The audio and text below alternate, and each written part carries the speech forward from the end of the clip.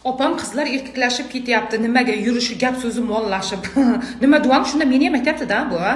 Qizlar qo'pollashib ketmayapti, erkaklar noziklashib ketyapti. E'tibor berayotgan bo'lsanglar, stuldan shunday turgan paytda orqasini bitta silab yurishni davom etayotgan erkaklar ko'payyapti. Qachon qaramay Instagramga qarasam, munchagina ovqatchani qo'yib, restoranda mamlaqa qilib rasmga tushib nima qilyapsizlar erkaklar? U yerdagi restorandagi ovqat birinchidan qimmat, ikkinchidan qordinglar to'ymaydi. U yoqda nima bor? Erkak degan shashlik yemaydimi, g'ijduvon shashlik yemaydimi? 5 barmoq qazi qarta yeb rasmga tushsin, biz ko'rib havas qilaylik. Erkaklar shuncha go'sht yeydi deylik.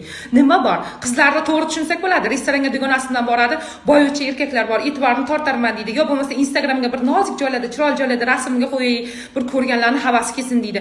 Erkaklarga nima bor u yoqda? Qiz bolani olib bormayapsizlar restoranga. O'rtog'inglar bilan boryapsizlar. Bunaqa qilib kastim-shimni kiyib, oxir boshqani to'g'rilab o'tiribsizlar. Erkaklardan e'tibor kutyapsizlarmi? Nima bo'lyapti, nozik bolalar?